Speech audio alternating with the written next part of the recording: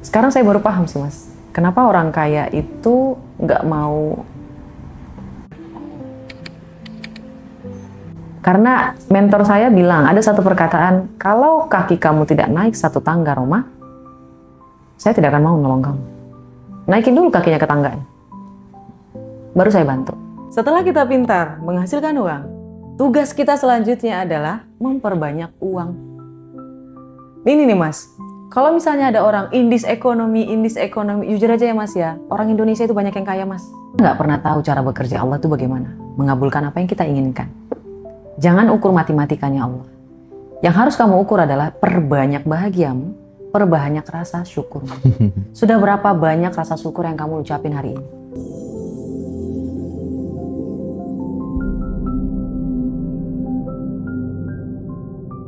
Suatu hari gitu ya, aku tuh ngobrol sama temanku dan ngobrolnya itu udah berkali-kali. Ngobrolnya udah berkali-kali.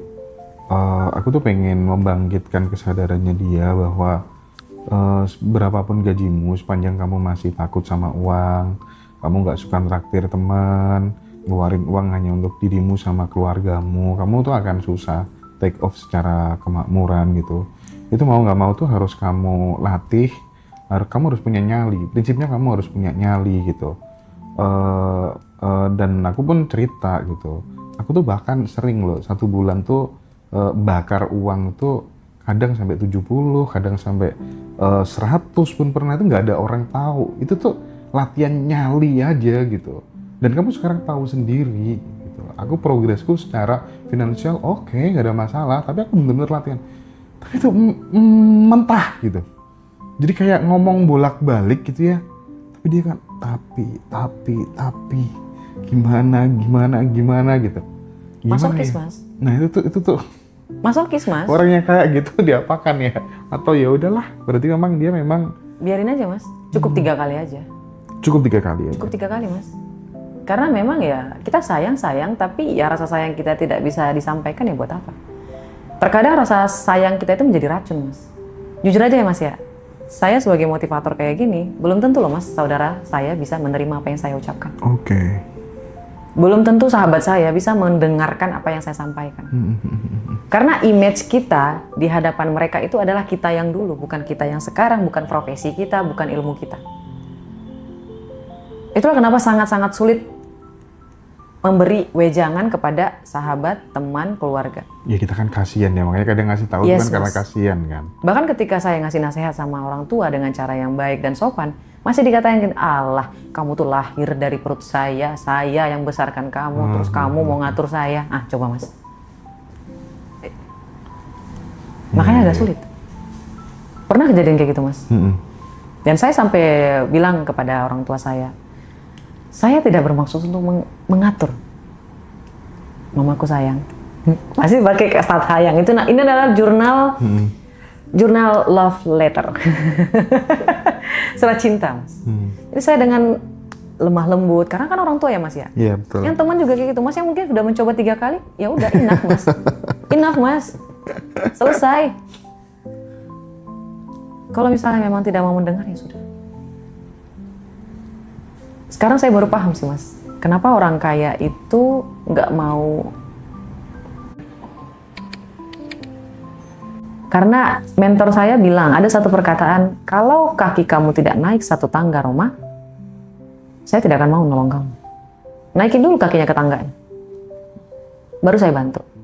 Kalau nggak mau naik ya buat apa? Saya capek tangan yang ngulur ke bawah. Betul sih. Ini kan masnya jatuhnya kayak ke bawah, Bener, terus bener. nunggu dia naik tangga satu tangan. Kakinya naik gitu loh mas. Kan kalau naik satu kan bisa naik semuanya mas. Tapi ini naik enggak, ngeluh iya, ngomel iya, protes iya, semuanya diprotes. Sedih sih mas sebenarnya. Iya. Apalagi kan kita bisa melihat apa yang dia nggak bisa lihat mas. Itu sakit banget teman-teman semuanya. Ya makanya balik lagi adalah harus belajar ya. Karoma kan bisa sampai di titik ini kan setelah mengetahui, oh ternyata passion saya di sini, panggilan jiwa saya tuh ternyata di sini gitu. Nah kadang tuh di saat kemudian kita sudah benar-benar nggak ada harapan gitu, mungkin itu sebagai momen kontemplasi yang paling tepat barangkali ya, supaya kemudian kita kadang bisa menemukan panggilan jiwa kita. Tapi sekarang kan nggak usah susah-susah gitu ya. Iya, Mas. Kak Roma, cukup ini nih, jari-jariku foto, ya kan? Nah, Iya, Mas. itu di Ngaji Rasul cuma 200.000 teman-teman. Mas, itu murah. Kemarin terakhir saya kena 375.000 untuk baca garis tangan. Dan perkataan yang paling luar biasa, ini saya sudah berhasil dulu Mas, saya baru baca kayak gitu. Telat saya nih, Mas. Oh iya. Saya telat bacanya Mas, harusnya dari dulu. Kayak gitu. Karena memang saya skeptis juga Mas. Nah, ketika saya sudah mulai berubah pikirannya, berubah semuanya, wawasannya sudah mulai berubah, saya mulai membuka pikiran Mas. Iya ya, ini mah bukan saya melangkahi Tuhan. Saya bukan melangkahi Allah Subhanahu wa taala. Tapi masalahnya saya tercipta ini diberi oleh Allah Subhanahu wa taala. Pasti Allah juga memberikan kesempatan sama mereka, skill buat mereka untuk melihat. Ya gitu loh Mas. Itu kan juga rezeki dari Allah gitu loh Mas. Itu kan juga skill gitu. Mereka juga nggak pasti itu ngasih tanggal nanti kamu mati, nanti kamu ini. Enggak Mas. Mereka itu salah paham Mas. Ketika baca surat tangan teman-teman, ya, yang mereka lihat adalah kamu passionnya di mana, skillnya di mana, apa yang menjadi penghambat di dalam dirimu, ya. Bagaimana caranya supaya kamu lebih cepat sampai ke tujuan kamu tuh. Kayak gitu. Ibarat ini memberitahu, itu kayak memberi peta. Nah peta, kalau kamu tidak beraksi, kalau kamu tidak bisa membaca petanya bagaimana, lurus ke kanan, ke kiri, kira-kira kamu sampai apa enggak? Tergantung kamu. Jadi bukan kayak apa ya, kayak baca ramalan kayak gitu. Karena memang jujur ya Mas, saya masih skeptis juga untuk sama tarot Mas. Oh iya, aku juga. Karena apa? Tidak ada yang dibaca dari Allah Subhanahu wa taala di situ. Ini kan garis tangan ini dari Allah ya Habib ya. Ini kita lahir pakai garis tangan ya. Ini dari Allah ya. Nah, dibaca. Dilihat gitu Mas. Tapi kalau tarotnya pakai tanggal lahir, I don't know ya Mas ya. Tanggal lahir juga sebenarnya itu kan nggak bisa dimodifikasi ya. Kalau menurutku, aku justru malah menemukan banyak hal yang presisi itu salah satunya dari tanggal lahir dan jam lahir ya. Jadi misalnya teman-teman yang kalau misalnya pengen gratisan gitu ya, mungkin bisa buka ChatGPT gitu. Terus masukkan prompt misalnya, tolong dong namaku ini, aku tanggal lahir ini, jam lahirku ini, lihatin bakat terbaikku, potensi terbesarku berdasarkan perspektif Warige Bali misalnya ya kan. Terus kemudian sekaligus ya hitung ya, mulai dari 0 sampai 70 tahun aku akan mengalami fase-fase yang seperti apa saja gitu ya. Kelemahanku bagaimana, pekerjaanku yang paling cocok apa gitu. Oh itu gratisan teman-teman. Itu teman-teman nanti akan wow, kok bisa ya dari tanggal lahir? Jadi bisa, akhirnya, Mas. Nah ya aku jadi akhirnya, oh ternyata kita lahir tuh sudah ada maksudnya, udah ada rule-nya, udah ada game plan-nya gitu. Aku jadi berpikir ke sana sekarang. Iya Mas, dan alhamdulillah terima kasih loh Mas sudah ngingetin tentang tanggal lahir ini. Saya lupa teman-teman. Kemarin tuh saya udah buat satu ilmu, saya pelajarin, saya ikut seminar dari luar negeri Mas, tentang soul mapping. Soul mapping. Ya, soul mapping. Tahu ya bahasa Indonesia itu artinya adalah peta jiwa. Peta jiwa. Peta jiwa ya, jiwa bukan diri, jiwa. Jadi peta jiwa itu tentang tanggal lahir kamu. Kenapa kamu menghadapi fase-fase yang ada di dalam hidup kamu sekarang? Ternyata itu adalah mengisi numberik yang ada di dalam hidup kamu. Jadi number itu harus terpenuhi Mas. Dan itu bisa dilihat number itu angka mana yang kosong. Dan ketika angka itu kosong, itulah ujian yang harus kamu alami supaya angka itu terisi. Misalnya nih, ya, saya tanggal lahirnya itu 1901. Tahunnya saya nggak usah kasih tahu, oke? Karena memang saya dari awal tidak mau ngasih tahu. Dan itu angka 1901. Kosongnya dihilangin, jadi tinggal 191. 1 itu adalah leadership. Itu sudah keisi. Artinya, sedari awal Allah sudah menghadiahkan saya skill leader. Aku 1 juga. Yes Mas, itu satu leader ya Mas ya. 9 adalah action. Saya terlahir dengan angka 9 itu banyak. Jadi 9-nya itu luar biasa. Tapi satu yang saya nggak punya, acknowledge, pengetahuan Mas. Dan itu ada di angka 3. Itu ada di angka 3 Mas. Jadi saya banyak aksinya tapi nggak ada pengetahuannya. Itulah kenapa saya digembleng sebegitunya Mas. Supaya saya banyak belajar, banyak membaca, banyak podcast, banyak mengalami kehidupan, terus bisa belajar, bersosialisasi, kayak gitu. Gak ada angka 5-nya, dan angka 5 adalah angka kekayaan. Dari angka tanggal lahir saya, gak ada angka 5. Nah ini ada ilmunya, kalau kamu mau bisa private lewat Ngaji Rasul. Saya akan baca. Silakan. Namanya soul mapping ya guys. Teman-teman bisa private, bisa juga beli buku I Am the King, bisa juga beli produk-produk Ini ilmunya gong e-booknya banget sih, Kak Mas. Roma yang murah-murah lewat Ngaji Dosko ya. Jadi nanti Selagi masih murah, Mas. Tolong ini kasih bawahi. Selagi masih murah. lagi masih murah. Ya teman-teman, jadi yang ingin belajar di seminar Level Up, tapi sebenarnya yang masuk list itu sudah banyak. Banyak, Mas. Yang untuk tanggal 29 ya. Boleh, tanggal 29 boleh, Sabtu Minggu juga boleh, Mas. April ya. Kayak 29 aja deh, Mas. Ya, 29 April itu tuh sudah masuk, banyak yang masuk ke list gitu. Kita tinggal nunggu flyer gitu. Jadi kan setelah kelas kemarin tuh, kapan lagi gitu kan banyak. Akhirnya udah di list sama Mbak Vina. Jadi nanti kita akan segera info flyernya, nanti minta tolong Cece untuk segera dijadikan gitu ya, biar bisa kita share semuanya. Iya, baik, Mas. Untuk teman-teman. Acaranya Zoom, Kakak ya. Acaranya Zoom. Jadi nanti, kita online ya. Nanti kita kerja sama Ngaji Dosko ya untuk offline. Tenang ya. Nabung dulu aja. Iya, nabung aja dulu. Siapa tahu nanti nggak ada. Ngomong-ngomong soal nabung. Baik, Mas. Banyak orang pinter cari penghasilan, cari pendapatan. Ya. Tetapi nggak memiliki skill untuk nabung dan investasi gitu. Aku sering ngobrol sama orang-orang yang memang dia investasinya udah banyak, tabungannya udah banyak. Biasanya dapat gaji berapapun tiap bulan tuh hal pertama yang dilakukan 30%-nya untuk investasi, 10%-nya untuk menabung. Saya kalau dulu, orang-orang umumnya lainnya, masyarakat lainnya, teman-temanku yang lain yang nggak ada edukasi tentang finansial, itu biasanya pakai kebutuhan dulu, sisanya baru nabung. Tapi akhirnya di akhir bulan nggak pernah nabung karena habis buat kebutuhan. Nah, iya, ini nih penting untuk kita diskusikan. Betul, Mas. Kak Roma. Iya. Karena kalau tabungannya udah lumayan gitu kan vibrasinya menjadi lebih tenang, lebih bahagia, dan itu mengundang rezeki dan peluang yang lainnya. Betul, Mas. Dan ini ada di ilmu buku Rich Dad, Poor Dad. Ayah kaya yang miskin. Ini ada ilmunya di buku Rich Dad Poor Dad itu. Jadi kalau misalnya nih, sedari dulu Mas, saya itu memang selalu memperkecil kebutuhan. Tapi setelah saya main energi, saya perbesar kebutuhan. Setuju. Masya Allah. Tapi kebutuhannya nih, Mas, saya usahakan kebutuhan ini bukan cuman pengeluaran yang sia-sia. Misal, saya butuh untuk sedekah, saya butuh untuk berbisnis, saya butuh untuk bikin sesuatu yang menghasilkan duit, kayak gitu loh, Mas. Jadi saya butuhnya ini menghasilkan lagi, Mas. Bukan serta-merta saya butuh beli skincare mahal, saya butuh untuk pergi pijit mahal, kayak enggak, Mas. Saya butuh untuk beli tas mahal, enggak. Kayak gitu, itu bakalan habis. Tapi butuhnya itu diperbaiki. Serius, guys. Saya pijit butuh mahal. Investasi. Gak apa-apa, Mas. Kalau misalnya punya satu mah gak apa-apa. Waduh, kita hampir 30 hari pijit 30 kali ya, Beb. Apanya, Mas? Iya, parah nih kita nih kalau soal pijet. Tapi itu dalam rangka untuk mem-VIP-kan tubuh aja sih. Dan tapi kalau pijet saya setuju loh, Mas. Dan perspektifnya tuh pemberdayaan juga kan. Kan tujuannya untuk bisa lagi maju ke depan lagi. Kan tujuannya betul, Mas. Oh, saya butuh pijit agar saya bisa performanya bagus. Jadi butuh dulu, tapi ini butuhnya ini fungsinya apa? Gitu loh, Mas. Supaya kita bisa mengakali gitu loh, Mas. Perkaliannya itu. Jadi otak kita merasa, oh dia butuhnya banyak, ayo kita hasilkan lebih banyak. Betul, sepakat. Iya nggak sih, Mas? Jadi setelah saya menerapkan hal itu, keuangan saya melonjak drastis. Habib pacarnya kan baru satu toh. Kalau nambah 2 lagi barangkali rezekinya bisa lebih gitu.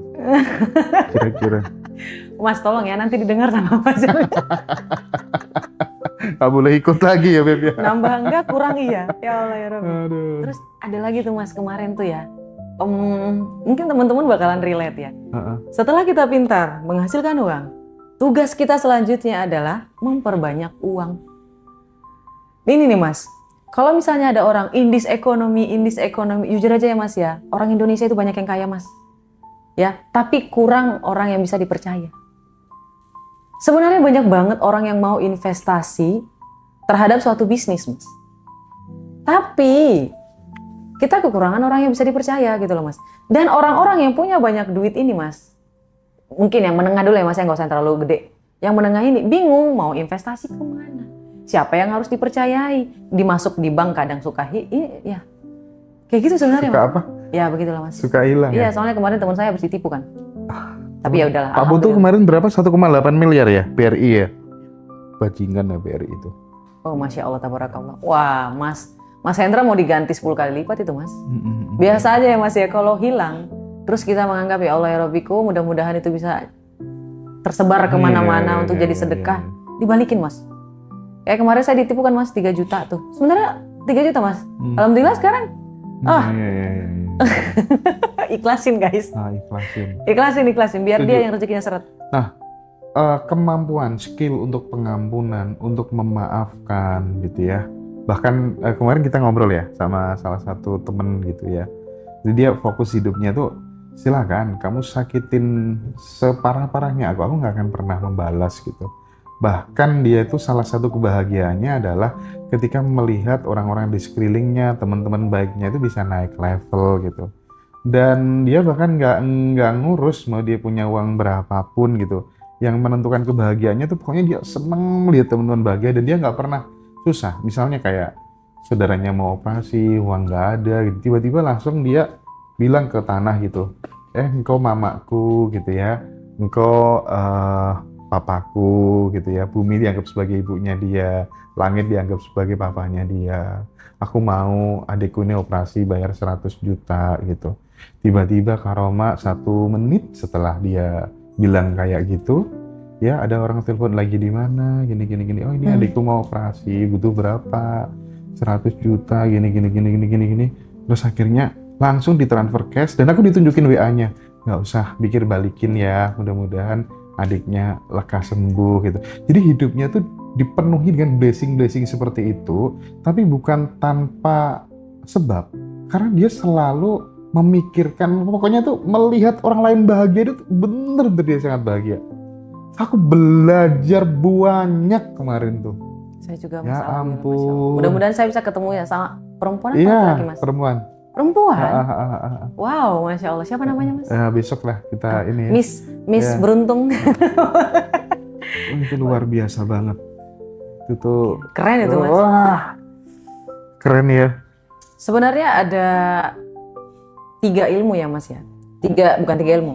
Ada 3 hal yang sangat-sangat gede banget magnetnya mas. Yang bisa menarik segala apapun di muka bumi ini mas, di muka semesta ini. Pertama adalah rasa syukur. Oke. Kedua adalah rasa ikhlas. Serius. Yang ketiga adalah memaafkan. Maafkan. 3 itu mas.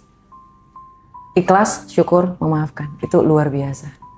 Maafin aja apapun yang terjadi. Ya sudah ya Allah ya Rabbiku, aku ikhlaskan.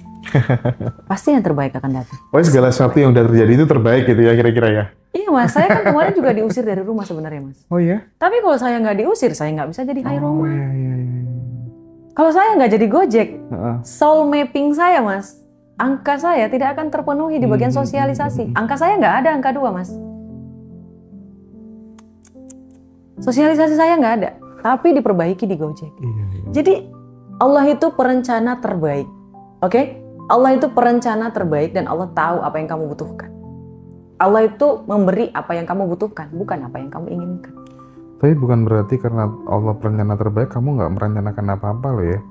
Kita boleh merencanakan tentulah mas. Tapi kalau misalnya Allah bilang belok kanan, hasilnya. syukuri, ikhlaskan, maafkan. Oke. Kamu pengen BMW, kamu pengen Porsche, tapi Allah ngasih Bentley. Emang kenapa mas? Iya, no problem. No problem. Kamu pengennya itu apartemen, tapi Allah kasih segedung-gedungnya. Ya no problem. Tapi seru, di awal tadi obrolanmu tuh seru. Kadang kita tuh butuh semangat baru gitu ya, dengan sesuatu yang kita sukai gitu. Kalau temanku tuh untuk supaya dia nggak boring gitu ya, supaya nggak gini-gini aja gitu ya. Iya mas. Oke, BMW udah punya nih.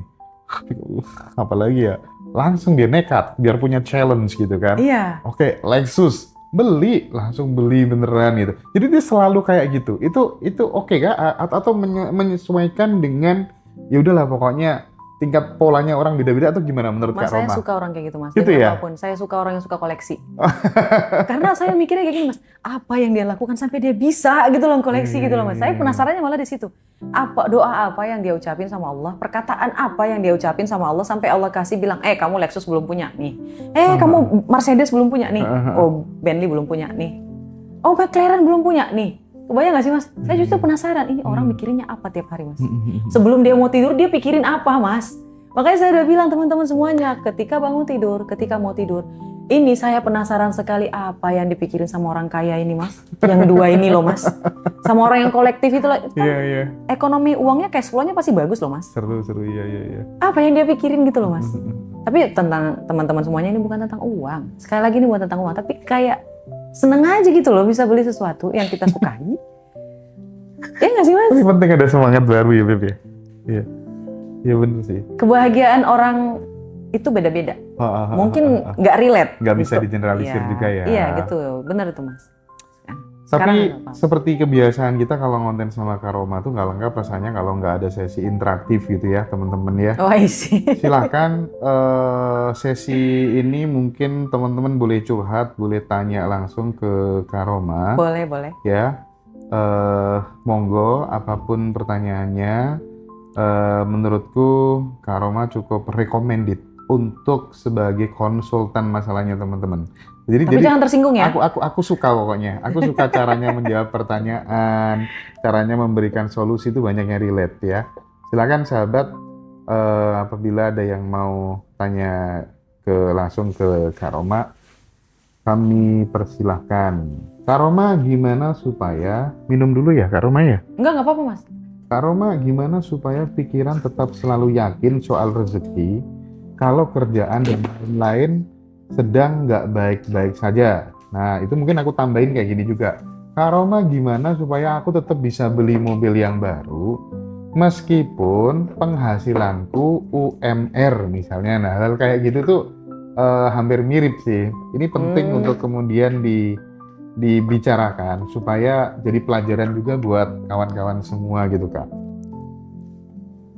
Mas, dari si pertanyaannya aja kita bisa tahu. Ya. Ini orang, kakak ini, abang ini terlalu fokus sama apa yang ada di atasnya. Dia nggak ngeliat apa yang ada di tangannya. Oke. Dari sebanyak hal yang bisa disyukuri, yang beliau lakukan adalah menunggu apa yang dia tidak punya. Kayak gini ya teman-teman ya, kalau teman-teman punya manifesting, ya, punya keinginan, perbanyak syukur dulu. Perbanyak bahagianya. Yang penting kalian sudah tahu apa yang kalian inginkan.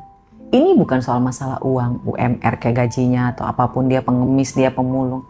Enggak, kita nggak pernah tahu cara bekerja Allah itu bagaimana. Mengabulkan apa yang kita inginkan. Jangan ukur matematikanya Allah.